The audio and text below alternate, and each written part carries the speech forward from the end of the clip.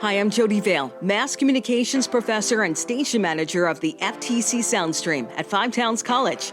Today, fellow Mass Communications Professor and Radio Station Manager Andre Doughty and I are featuring some of our favorite podcasts and audio narratives created by our students in our MAC299 Radio Broadcasting and Operations classes during the spring 2026 semester. You'll hear work from Five Towns College Mass Communications students Jeremiah Davis, Daniel Paz, Diego Martinez, Jesse Gaynor, Narek Vardanyan, Paul Picciano, Olivia Allain, Brianna Castano, Patrick LaBarbera, and Stephanie Schneider, talented student storytellers and broadcasters from this year's classes. Their projects reflecting the creativity, hard work, and passion our students bring to audio production, digital media, storytelling, and broadcasting here at Five Towns College. So thanks for listening and enjoy the show.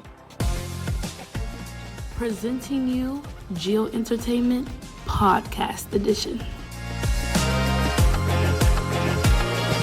This is a cultural experience through music, my Afrobeats obsession. Have you ever heard a song that didn't just sound good, but it actually changed the way you experience music? For me, it was Afrobeats. For the first time I heard it, to the parties that brought it to life, to the artists that I can't stop listening to. This is my Afrobeat obsession. I can still remember the first time I heard an Afrobeat song. It wasn't just like anything I was used to. The rhythm was different. The beat felt lighter, but stronger at the same time. And before I even realized it, I was moving. My body was moving. Everything was moving. It wasn't just something you listen to, it's something you feel. At first I didn't know what genre it was, but I just knew I liked it. The sound stuck with me and it was catchy, but in a way it felt very natural and not forced. And that moment kind of opened the door for me. I started paying more attention to Afrobeats, listening more, and slowly it became part of my everyday music. Hearing other people talk about their first experience with Afrobeats, it's always similar. It's not just about the song, it's about the feeling that comes with it. How did it make me feel when I first heard it? Honestly, I fell in love with it. It just made me really feel like I was floating or in the water, like a good tropical type of vibe. The first Afrobeat song I can think of is Fall by Davido. Money fall on you, my nana fall on you. That song means a lot to me. It makes me think of like a tropical island. A song I won't skip would be Every Day by Fireboy DML. Like in the summer, I listened to it. It just really resonated with me, and I really loved it. I loved the lyrics. I loved how it made me feel. Like it was a song that I'd play. But hearing Afrobeats through headphones is one thing. Experiencing it in real life is something completely different. My first DMV African grad party really changed everything for me. The energy in the room was on another level. The music just wasn't playing in the background. It was the center of everything. As soon as an Afrobeat song came on, the whole room reacted. People were dancing, singing along, and just fully in the moment. It felt more than just like a party. It felt like culture, like a community. Everyone understood the vibe without needing it to be explained. And being in that environment made me appreciate the music even more. Afrobeat party is a whole different vibe, like you can't get from any other party. And one thing that people do at these Afrobeat parties, they'll really include you in any and everything that they're doing. Like they see you wall sitting, they might pull you out, like where you at? What you doing? Like come out here and dance with us. It's just a really good environment to be in. What stood out to me compared to other music, just the tempo, the vibe that I get when I'm listening to it, and how it's never like all the songs, they're never like the same. It's always a different type of flow. After experiences like that, I just wasn't casually listening anymore. I started having favorite artists like Davido, Wizkid, and Ashake. Each artist brings something different, but they all create music that connects people. And this is what really makes me get into Afrobeats. Not just the sound, but the feeling behind it. My two top favorite Afrobeat artists will be Ashake and Fola. What makes them my favorite is because their creativeness and the flow of the music, it just keeps me really intrigued when I'm listening to it. If you want to get into Afrobeats, you should listen to songs by Davido. A, Insurance, If or With You. And if you want to get into Wizkid, you have Show You the Money, Caro, Essence featured Tim's, No Lily, and Juro. For Ashake, you have Amapiano, Diano, It's a Big Five, but the girls them know. Steadily, heavily, boy, getting lit. You got that song, you got Remember, you got MMS, you got Terminator, and you got Organized. Afrobeats became more than just music for me. It became a cultural experience. From the first song I heard, to the energy of the parties, to the artists I listen to every day. It's something that stays with you. And once you feel it, you just really can't go back. And this has been my Afrobeats session on a cultural experience through music. presenting you Geo Entertainment Podcast Edition.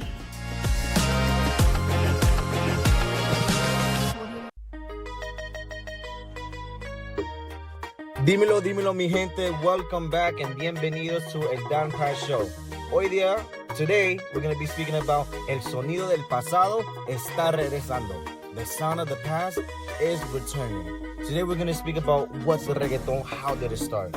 First started in Panama, first listening to Spanish reggae thanks to the artist El General, the General. As time was evolving, Spanish reggae moved towards Puerto Rico into the Caribbean to one of the pioneers, DJ Playero. Then came the sound Playero, which was the first sound of reggaeton. As time passed, as time was evolving, we started to get the reggaeton that we know and love. But if it wasn't for these artists, we wouldn't have got to where we are with our Latin culture and with reggaeton. Today, I'm here with a special guest, someone that lived through the era, the beginning of the era, who enjoyed it, who used to listen to it when it used to be underground. Today, I am here with Janina Velasquez. Now, Janina, what was it like to living through that moment, the beginning of a beautiful era? You know, back then we could see videos how everyone used to jump, used to enjoy the music, no cameras, no nothing, just music and vibes. What was it like? I clearly remember that back in the 90s, the Spanish, the young people living in the United States, we were more used to what salsa, merengue, bachata, that's what we were dancing back then. And then we started hearing about El General. I clearly remember going to a nightclub and dance with him. Era pegajoso, tenía un ritmo nuevo. As a teenagers, we fall in love into it. And then we start hearing the hip hop con El Playero y Daddy Yankee. And then they started mixing it up with a little salsa, so it came out Don Omar, Héctor el Father, and I was so proud of a woman representation. We had A.B. Queen.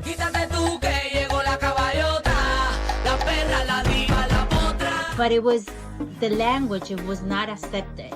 It was kind of savage, and for adults, they didn't want their kids to listen to or dancing to this type of music. It was considered profanity in the language. So it wasn't easy for us. We had to go to dances that sometimes they were in the basement. They were not allowed to be put in the radio, or they were not big in concerts about it. But nowadays, it's big, it's huge. You see them, big, huge concerts all around the world. I'm so proud of the new people that are coming in, and they're doing a great job. We have people like Bad Bunny,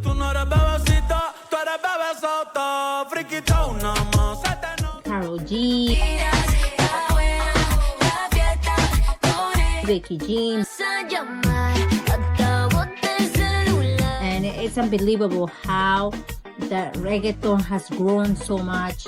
Not just the Spanish community, but it's all around the world, and you can see people from all over, all loving it, enjoying it, and that just shows the growth and the culture that it's going all around the world, and they are getting well known, and it's beautiful. It's a different generation. Speaking of a new generation, we're living in an era right now where old school is slowly coming back, whether it's pictures, photography, videography, fashion, styles, and especially in music.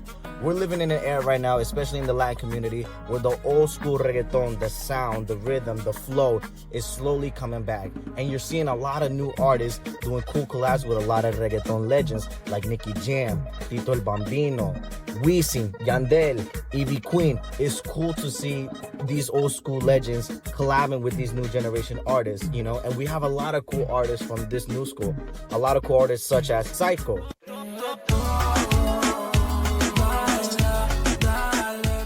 Easy Kid, Amaya, the LIC, también Sinaka,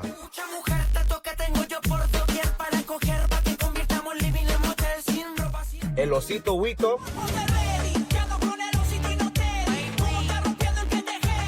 y Matei.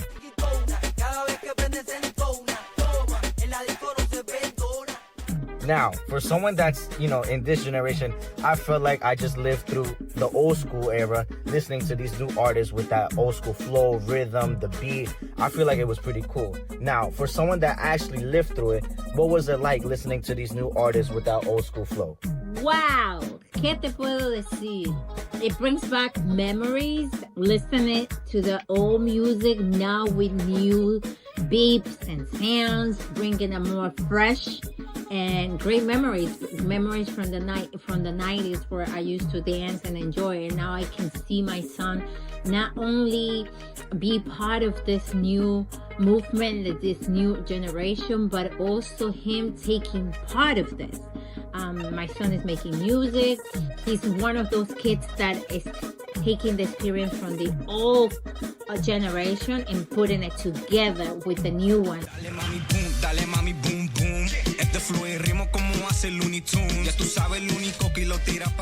And it's amazing having both, and with a special rhythm that makes you feel the minute you listen to it, that makes you dance right away. Now tenemos una combinación completa, the best combination, the old and the new ones. It's a great experience having both the old and the new. Well, that's it for today, everyone. Muchas gracias por escuchar nosotros. Thank you for listening to us today. Hope you guys enjoyed it. Hope you guys learned something, because I definitely did. It was a great experience. Thank you, Janina, for being here today. Thank you for explaining how was it like in that era. I definitely enjoyed it. I wish I lived in that era. Thank you, everyone, for listening. Take care.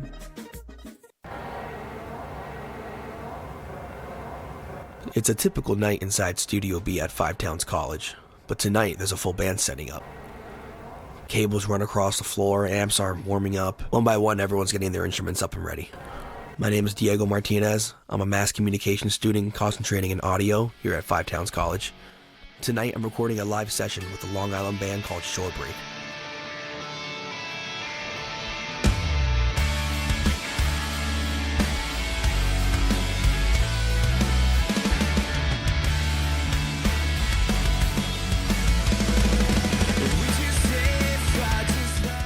Live sessions are different from typical recordings. There's no stopping after every mistake, no endless retakes. You can't really punch in like you would if you weren't doing a live session. Once everything starts, you just gotta capture that moment. And in Studio B, that pressure is real. As the engineer, I'm balancing levels in real time, making sure nothing clips, nothing drops out. I really wanna make sure that the energy of the performance is captured without any bad nuances or anything like that in the background. Because with live music, energy is literally everything. It's probably the most important thing. More important than the recording aspect, if I'm gonna be honest. We started back in 2012. It was 3 of us. We met in high school. Then we got Joe. We met through mutual friends. Then we found Fernando through friends in the music scene. And that's kind of how we all started.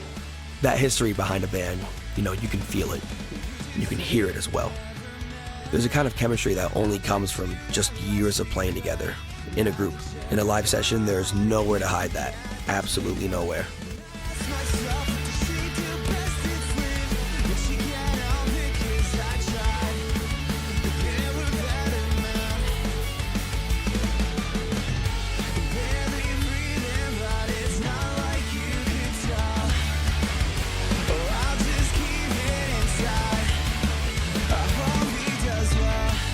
And of course, in a live setting, things don't always go perfectly, but that's just a part of it. Trial and error. If you gotta restart, we gotta restart, but that's just the way it works. And you know what? That's the beauty of it. If it was perfect, then it really wouldn't be that humanizing. And in every session, there's just a moment where everything just clicks. No one even says anything, but you just know. Everyone kind of looks at each other and gives each other that nod.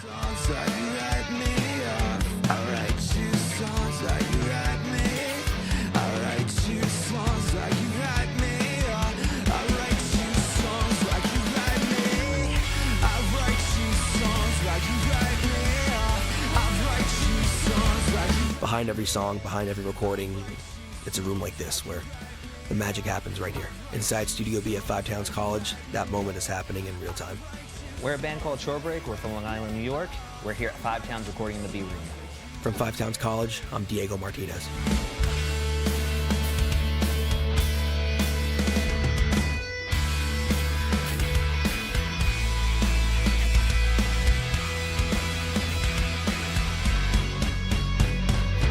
Are you interested in becoming an RA? Well, you're in the right place. If you don't know about the position, resident assistants are here to help provide a safe and comfortable living space for the student residents on campus. We work duty shifts at night to help any residents with any problems they may have and put on events throughout the semester. My name's Jesse Gaynor. I'm a senior here at Five Towns College, and I just finished my second semester as an RA. So a little bit about why I became an RA. I live pretty far away. I live in West Hampton Beach, so that's about a 50-minute drive here to Five Towns. Living here is pretty costly. One big perk about being an RA is that you get free dorm. So it has saved me a lot of time and money on gas and driving here, my commute. And I get to focus a lot more on my academics. Another big reason is we get to put on RA events. This semester, I got to teach some students how to play the Pokemon card game. So that was a really nice social event. And it was really fun to bring everyone together based on something that I love and like to share with other people. I interviewed Dylan Collado, a freshman mass comm audio student who applied earlier this month. Overall, I think the RA application went well. I was a little shy and didn't really speak so much during group process, but yeah, I think it went well overall. I think they seemed to like me, the four higher ups. So for the process of how I applied, I saw a poster on the wall in the school. I scanned the QR code, and then I just signed up, submitted my essay, and then I got an email saying that we had to attend a info session and then group process it was like March 28th. And then after that, we did an interview, and then today we got the results. For me, I'm looking most forward to having a leadership role in one of these buildings, and like students can come up to me if they need something, and like being known around and being able to do events with other RAs or myself, or just create events, make the place cooler and safer. And yes, I did get accepted today. So congrats to Dylan there. Very happy for him. If you want to be in the next batch of RAs just like Dylan, be sure to check for flyers around campus next semester, probably about the late October area. Scan the QR code and send in your application. The application process after that will entail of one information session where you'll learn more details about this position and more specifics. One group session where area directors will see how you do in problem-solving scenarios with other applicants. And finally, a one-on-one interview about the position and your experiences. I wish you luck on your future RA endeavors, and hopefully we'll be able to work together soon. Thanks for listening.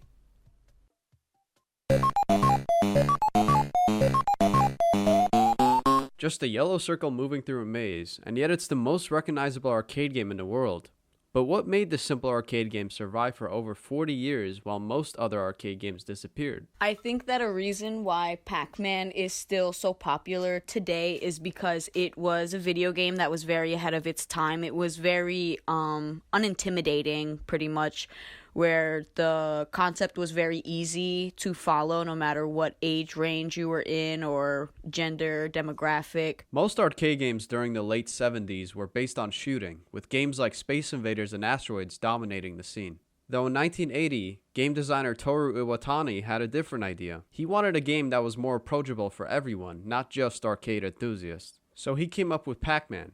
His inspiration for the character design was based on a pizza with a missing slice, and the name was originally called Puck-Man, with puck in Japanese meaning to bite. However, he feared the name could be easily turned into something inappropriate in English, so he changed it to Pac-Man instead. While the game itself might look simple, there was actually a lot of thought put into the design. The maze itself was made so that the player always had a chance to escape danger. And the four ghosts, Blinky, Pinky, Inky, and Clyde, were all designed with unique characteristics. Blinky chased you directly, Pinky went for ambushes, Inky tried to trap you, and Clyde just moved pretty randomly. And all of this created a game that was easy to understand and just challenging enough to let the player have fun. Well, I know at the time there was around the time period at least like Donkey Kong, Mario. For me, it was just that Pac-Man was, very unique. It was very, it was just very different from other arcade games of the time period. Very almost eccentric for an arcade game, and I think I like that about an arcade game. It just stands out in my own opinion. The game was originally released in Japan in 1980, and it gained popularity very fast, which led to its release in America only a couple months later. After that, it became a global success, grossing roughly $1 billion in quarters in the US alone. And only a year later, in 1981, it was already the highest grossing video game of all time. This success led to a lot of spin-offs like its own animated show, merchandise, a sequel called Miss Pac-Man, and even a Pac-Man cereal. And even now, people can still recognize the iconic character. Most games, even outside of the arcade, usually don't last this long. They get left behind because the technology improves, graphics evolve, and designers are either forced to keep up or risk getting left behind. Though during the 80s, this simplicity was exactly what Pac-Man relied on. It was easy to learn, hard to master, and instantly recognizable. And maybe that's why it never disappeared. Because even now, in a world of massive open-world games and advanced graphics, people are still able to recognize a simple yellow circle moving through a maze. Hello everyone and welcome back to the FTC Soundstream, the sound of Five Towns College. I'm your host Paul Picciano, and today we're going to be talking about addiction and how to cope with and confront family members or loved ones who are struggling. What is addiction?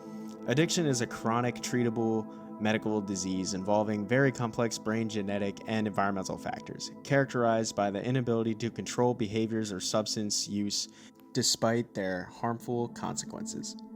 This can range from hard drugs such as cocaine and heroin to alcohol and cannabis products to even over-the-counter medications like Xanax and codeine.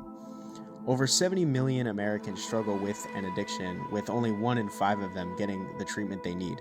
This gap highlights a major public health crisis where millions are left without the support necessary to recover or rebuild their lives. There are also barriers such as high treatment costs, limited access to care, and severe lack of mental health resources that prevent many individuals from seeking or receiving help. As a result, untreated addiction can lead to worsening physical and mental health, ruined relationships with friends and family, unemployment, and increased risk of overdose that can lead to death.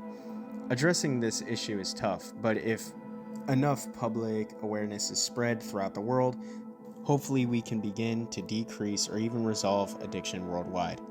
To better understand the real impact behind these numbers, it's important to hear directly from individuals with different perspectives, those who have been experiencing addiction from different people in their lives or themselves, those who support recovery, and those who work within the system. The following interview segment brings these voices together to shed light on the challenges and realities surrounding addiction and recovery. Okay, my name is Michael Wisher. I'm a nurse practitioner. I'm board certified in medicine and psychiatry. I belong to the Neuroscience Institute and the Psychopharmacology Institute. We treat symptoms, not diagnoses. We know more about the construct within the brain, so we know what areas of your brain would be affected with any of those disorders. What are some of the best ways to confront a family member or loved one about getting the help they need? Just the word alone, confront. I'm trained as a rational emotive behavioral therapist. That comes from Albert Ellis. Albert Ellis is stating that when you're confronting somebody, linguistics is important to us. Confronting often leads us linguistically to think fighting, linguistically thinking that this could be a real big problem. So one would have to really look at how the group of people that are trying to intervene, how they may reframe that, because that will change the way you think. I'm a big fan of Buddha, and Albert Ellis took a fair amount of work from Buddha. And Buddha said, the mind is everything. What you think, you become. So if you're thinking about confrontation, that may lead you to believe to be on guard. You may expect the person to strike out. So we'd like to reframe that first. Okay. And what are some of the coping mechanisms a person could do when living with a loved one's addiction that you have seen the most progress in? Well, when we're living with someone's addiction, the problem is the person that has the addiction is the person that needs to deal with it. In rational emotive behavioral therapy, we're looking at personal responsibility. So one of the things that we often see is in rational emotive behavioral therapy, there are 8 unhealthy negative emotions. They're anger, anxiety, depression, envy, guilt, shame, hurt, or jealousy. say a person is angry with somebody, generally speaking, they're going to turn off their cognitive brain, they're going to turn on their primal brain, their reptilian brain, and that brain just looks for self-preservation. All the person is looking to do is to protect the ego, or more importantly, the self. We'd like that person in therapy to switch the anger over to frustration and annoyance and realize that the person can be frustrating or annoying. So then you come from anxiety, where anger, where you really have irrational approaches. And if you take it over to frustration and annoyance, you now come into the present moment. And that's where problem solving occurs. Mental health is only in the present moment. And with this type of therapy, we are the only scientific therapy, is that anger is unhealthy. It does not give you any coping styles. Change anger to frustration and annoyance. Now we can problem solve what is so annoying about this person. And if you're speculating that the annoyance is coming from alcoholism, now we can recognize that a mitigating factor for why this person could be so problematic is alcohol. Recognizing it's not the person himself, it's truly not a character flaw as much as it is an overwhelming illness. But many people don't recognize that. And are there any local groups that you would recommend for those who are struggling with addiction and those looking for more of a group counsel style setting? The only thing I would recommend for a group setting, I would recommend AA. But one has to remember, AA only has an success rate about 20%. Because in my understanding, as I learn about it, is majority of people that have drug and alcohol difficulties generally really comes back to an underlying pathology within themselves. Unmitigated anxiety, depression, PTSD, bipolar, mania. These things need to be addressed individually, I believe, before you can go into any group setting, right? Because Albert Ellis said, we are what we think, and then what happens is, in rational emotive behavioral therapy, people will often have something called demandingness. They're demanding someone to be something that they're not. So it might be, I want mother to take care of me. I want father to give me the car. Then they fall into the next tier, and the next tier then becomes awfulizing, which means they're saying to themselves, this is horrible that I don't get what I want. And then they fall into the next tier, which is then global negative ranking of worth is, you're worthless and you should rot in hell, mother and father. And then frustration and tolerance. Doesn't anybody listen to me? Doesn't anybody understand? I'm unemployed. My girlfriend left me. The dog is sick. Mom and dad give me crap. Subsequently, frustration and tolerance. I can't handle it. And it all goes back to this demandingness that things should be the way they want it. So for us, horrible means your house is on fire. Not that your father won't lend you the car keys. So that means then we can reduce that to something that, it's uncomfortable. It's a problem, but the world's not going to end and I'm not going to die. And that's what I often see when I do therapy, is people are demanding that their needs be met, but unfortunately the universe doesn't work that way. Thank you, Dr. Wisher. What's your name and can you spell it? Sarah, S-A-R-A. My name is Grace, Grace. What was your experience like living with your loved one who was struggling? It was very intense, unpredictable. Home felt more like a war zone rather than home. You never knew what you were going to get. And it's hard to see someone that you love struggling and feel helpless and like you don't know what to do. My experience was definitely a struggle. I was very isolated as a kid. I didn't really have a lot of friends, so home was definitely the place I spent the most, and I spent most of my time living with people who had addictions. It definitely shaped the way how I saw different situations, and I think it definitely aged me a lot when I was a kid. Like whenever I was talking to an adult, they would always say, oh my god, I can't believe you're this age. It feels like I'm talking to an old soul. And I think that's because I witnessed firsthand a lot of the damage that it did to people I cared about, people I barely knew, and people I cared about, seeing their loved ones go through it. I saw a lot of activity that I should not have seen at that age. I've seen people overdose, I've seen people pass out, I've seen people unconscious, I've seen people do things that was very out of their character. I have a lot of experience with it even to this day, and I'm only 21 years old. What are some of the steps you took to get that specific person in your life the help they needed, or multiple people? I tried my best to support them no matter what. I often looked for advice from family members, therapists, and ultimately it led to me heading an intervention, gathering my family and sitting the person down and confronting them and giving them an ultimatum to get help.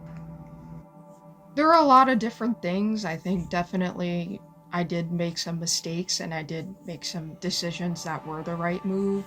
I think the main thing is to not be an enabler and to support that person, but being a supportive person sometimes can be enabling. There's a hard line between being supportive and enabling that person's addiction. I took some time by myself to educate myself on the matter of addiction and why people do it. It's always been an interest of mine to read about it.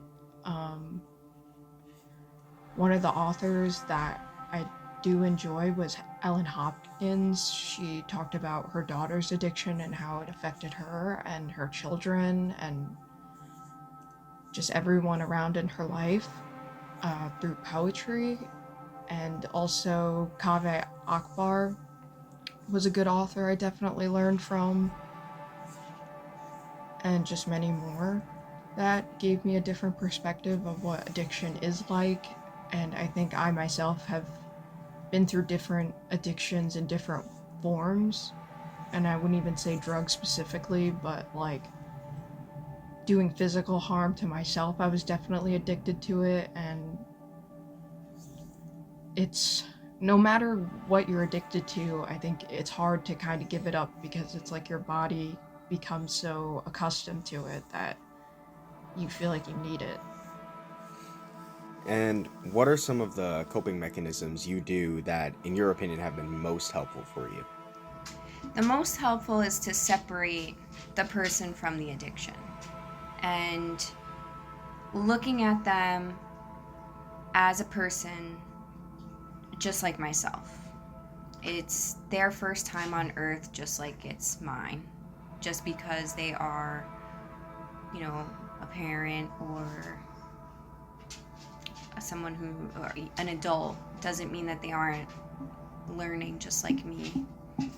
And I try to separate my own hurt from their experience and remind myself that everybody needs grace and life is really tough and coping with life is difficult. For me, definitely just continuing to educate myself. I want to be a music therapist, so I think making music is definitely a coping mechanism of mine, and writing and expressing myself through creative outlets like poetry, writing, music. Going to spaces where you find people that have the same thing in common with you, like Al-Anon meetings. It's definitely interesting to see like so many other people that you didn't even know existed are going through something so extremely similar to what you're going through. And just kind of surrounding yourself with people who are positive and can understand and can empathize with you, what you're going through. And also just kind of, for me personally, like just reading a lot of books about it and just continuing to educate yourself. Addiction is not just a statistic. It's a human issue that affects families, communities, and lives in ways numbers alone can't fully capture. While the challenges are complex and often overwhelming, the voices we've heard remind us that recovery is possible and that change begins with awareness. Moving forward, it's essential to continue breaking the stigma of addiction, expanding access to treatment, and supporting those who are struggling rather than turning them away. Because behind every number is a person with a story, and every story deserves the chance to be heard, understood, and given a path toward healing. And with that, thank you all for listening to the FTC Soundstream. I'm your host, Paul Picciano, signing off.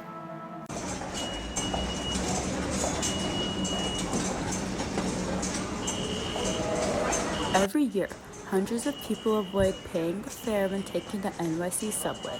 This has resulted in the MTA finding new ways to make people pay for the train by adding more police in the stations, shutting the emergency exits for people not to walk through, and changing the turnstiles to make it harder to jump over. The big question is, after all these implements, why do New Yorkers keep jumping through these hurdles, risking getting a fine just to avoid a $3 train fare? I asked people in the 42nd Street Times Square station about why they think people like to hop the train in New York City. I'm gonna be honest, cause that's just kind of too expensive. I'm gonna be for real with you. $3 every time going back and forth, that's kind of a lot. I already gotta pay almost $6 coming from Jersey to just get into the city. On top of that, you adding $3-4 more. Yeah, I don't got that. I ain't even get myself coffee. Like, you know, sometimes you gotta do what you gotta do though. Because they see everybody else doing it. That's really it. I feel like if everyone didn't do it, there will be people, you know, with real kind, you know. But you know what? I'm not gonna get into that. Are you from here? Yes, I am. I'm from here. But yeah, I think that's the main reason, because they see everybody else do it. Some people I know, they used to pay. They like, oh, if they not paying, why I gotta pay? And they hop over. I'm pretty sure, and it spreads. I bet you probably at least, you always gonna have maybe the 10-20% that might jump anyway. But the reason why probably 50-60% is because they see everybody else doing it. I see people in UPS outfits jumping over the turnstile. I do. You see it all the time. You see people in suits, business suits, hopping over. You see it all. You see people telling their kids to go under and open the gate. It happens everywhere. And I think the main reason is because we see everybody else doing it. So why not? I work hard for my money. This person probably they're not doing anything. Why should I spend my whole money? You know, so that's New York City for you though. This last answer is a train conductor for the Times Square shuttle. Sometimes just being mischievous, especially the younger kids, and sometimes they don't have the fare, so that's why they hop the turnstile. All right. Now let's hear from someone who frequently hops. See, as New Yorkers, we hop the trains because, first off, the MTA, the stations look like they don't clean them dirty stations at all. Dirty everywhere, rats everywhere. Like, stations dirty, the homelessness, the poverty over here. There's people living in them, basically in them train stations. So y'all coming at us for hopping the station when y'all need to. Also, there be crimes in them stations. Like, $3 is $3. Y'all, especially these cops, they be getting all mad at everybody for not paying the fare. First off, this fare that we're not paying is going to the city. It's not going to the MTA workers' paychecks. So be for real. I'm gonna continue to hop that train unless there's cops around, then I'll pay. But $3 is crazy. Before it was $2.50 fine. $3 for a train ride to get places. People got work, people got places to go, and then that's too much. The MTA is not taking care of the system. The MTA is not taking care of the stations or the problems that have been going around in the system. The people feel like the environment is being neglected. The people don't want to pay for a bare minimum in terrible service, but this is the only option available, as getting a car is significantly annoying to use in the city, and buses don't go everywhere while also taking a long time. For the New Yorkers, the MTA is their reliable way of getting around.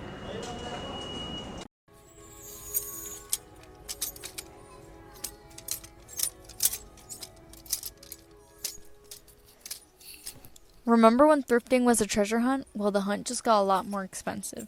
Historically, thrift stores were meant to reduce waste and serve the community by providing affordable options for lower-income individuals. Thrift stores were originally established by religious nonprofit organizations like the Salvation Army and Goodwill. They were originally driven by practicality rather than what's popular. These thrift shops were used for social good by converting donations into funding for food, shelter, and vocational training.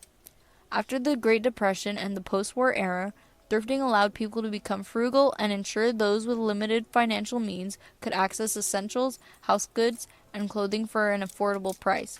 But now thrift store prices have rapidly increased and modern secondhand culture has seemingly lost the plot and some of those initial values. I live close to the Bronx, and there's this place called Unique Thrift that I've been going to for a few years. And when I first went there, the prices were really affordable, and you can get some really nice pieces for like $2-3, especially with the sales that they have every day of the week. And from the recent times that I've been to that thrift store, it's been such, like, the prices are crazy now. Like, I remember there was a certain bag that I wanted when I first went to Unique Thrift, and I believe it was like maybe $10, name brand too. And when I went very recently, the same brand for the bag was about $30, and I thought that was such a high surge. And it's making consumers like me not even want to go to these places because this is supposed to be a thrift store. Like, it's supposed to be affordable, especially for people in the community. And it's just not something that I can afford or people I know can afford either. The secondhand market began to shift with a gradual incline around 2012, but the real rise in price began post-2020, fueled by pandemic recovery and a massive surge in demand due to a growing emphasis on sustainability, particularly among Gen Z. By 2025, reselling transitioned from a niche hobby to a mainstream practice. According to Capital One Shopping, approximately 58% of consumers primarily shop secondhand, and the market value is expected to hit $74 billion by 2029. This rapid growth has led to the gentrification of thrifting as resellers began raiding thrift stores to source inventory for platforms like Depop, eBay, and Poshmark. As a result, major thrift chains like Goodwill and Value Village abandoned traditional flat-rate pricing in favor of pursuing greater profits to compete with the high volume of resellers. Many of these thrift stores have employed specialized teams to curate name brand and vintage items, subsequently selling them at near retail levels. This transition, furthered by rising operational costs such as rent, labor, and transportation, has fundamentally changed the secondhand landscape.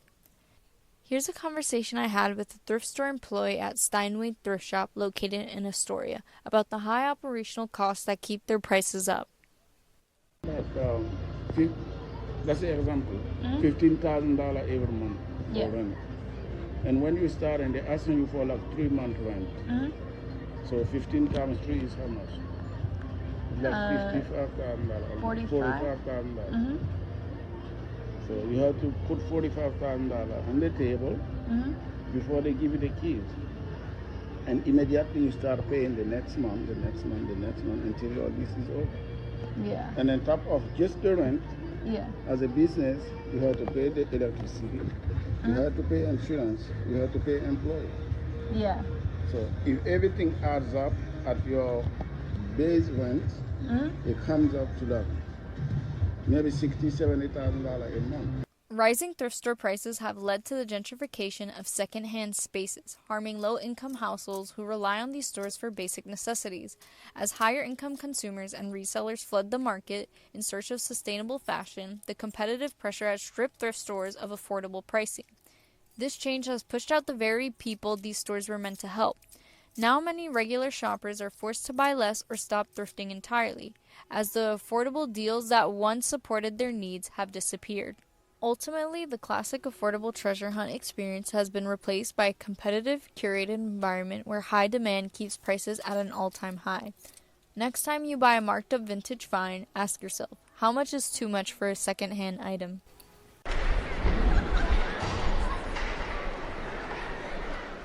There's a moment just before the puck drops when everything feels still. The cold air, the hum of the rink, the quiet focus on each player's face. For most teams, it's just the start of the game, but for the Long Island Blues, it's something more.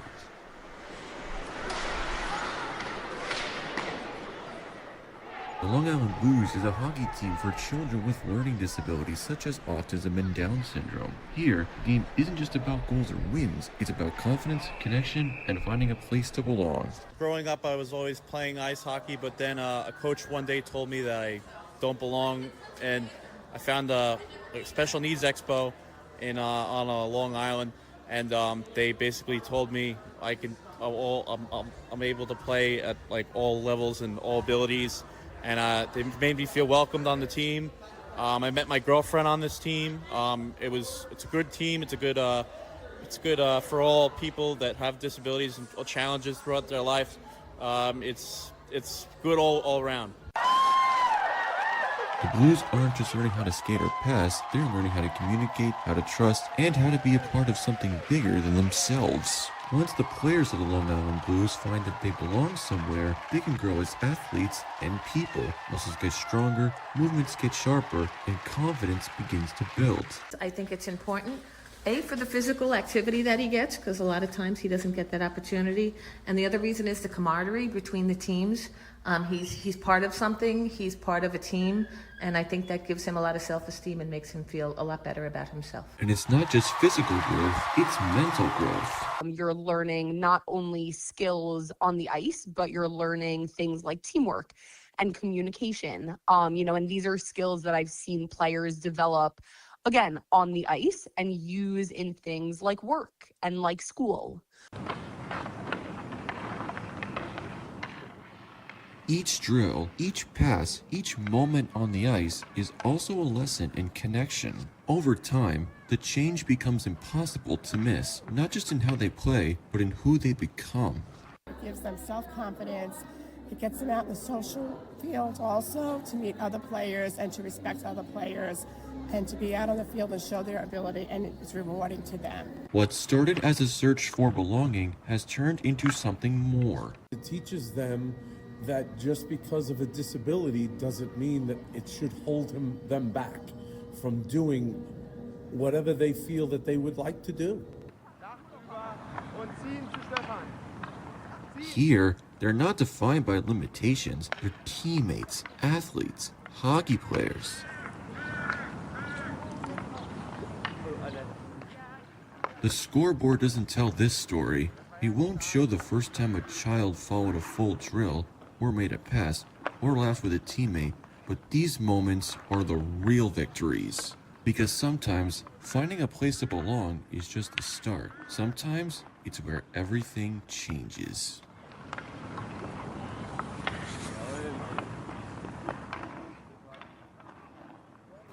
The Pokemon trading card game, often abbreviated as Pokemon TCG or PTCG, began in October 1996, just 6 months after the release of the first ever Pokemon games, Pokemon Red and Pokemon Green. I do collect cards since I was about maybe 3 or 4 years old, so over 20 years now. PTCG began as a collection of the original 151 Pokemon, with players aiming to collect one of each. The game of PTCG itself replicates the battles generally done within the video games. Since its creation, the popularity of the game has skyrocketed, with the number of cards going from 151 to over 18,000 in the United States and over 20,000 in Pokemon's origin country, Japan. Pokemon cards come in many varieties and editions, with certain cards being extremely valuable in the trading market for the cards. Since its creation, the demographic for the card purchases has changed wildly. Pokemon cards have become a golden ticket, with adults ransacking stores of their card packs, hoping for one rare card that will make them rich. But I believe if you're only buying Pokemon cards just to sell them to make a quick buck, then that is a huge part of the problem. The idea of having a card that resurges in popularity, and it'll be expensive. It'll be in your $50, $60, $70 range, and then once that popularity dies down, it goes back to being a $5 card. I think the way that people get into buying cards just to make money is kind of weird. It does kind of ruin the hobby. Scalping has definitely driven the prices for sealed product up a lot. I don't open as many packs as I used to, and it's fun and I miss that. This problem began around 2020 when celebrities, namely Logan Paul, began collecting the cards and launched a nostalgia-induced frenzy among adults who once collected the cards as children. This fad was amplified by the lockdown due to COVID-19, which caused people to seek out comfort in familiar hobbies and pastimes. I've been collecting Pokemon cards recently again. It has been such a difficult time. In theory, it would be cheaper to buy the individual card than trying to pull it from a pack. Now I just buy singles for the most part, both for my collection and for my decks playing the game. Since 2020, rules and regulations among stores have changed for how they sell cards, both to protect card vendors and also to prevent one singular person from raiding the entire stock. To combat scalping, the card shops that I go to usually keep aside sealed product for the players. Other shops, I've seen them do random releases instead of just releasing them on the day of release. For smaller businesses, I think what I've been seeing nowadays is that if you go in and you want to buy a booster box or an ETB, you're able to buy it at a regular price if you want it sealed. But if you unseal it, like you break off the seal before you pay, they'll discount it for you. Unfortunately, the problem only continues to worsen. The trend of collecting and selling cards raises the question of when will it end, or if it will end.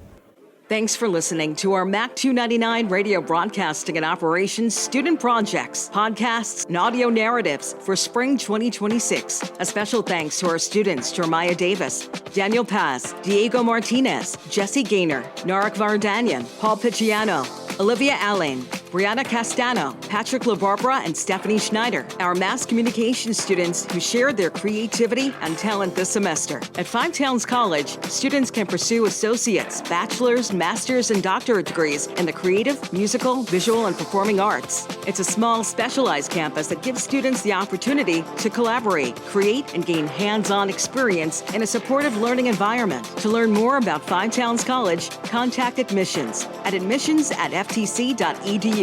I'm Professor Jodi Vale from the FTC Soundstream, the sound of Five Towns College. And thanks again for supporting student media and student voices.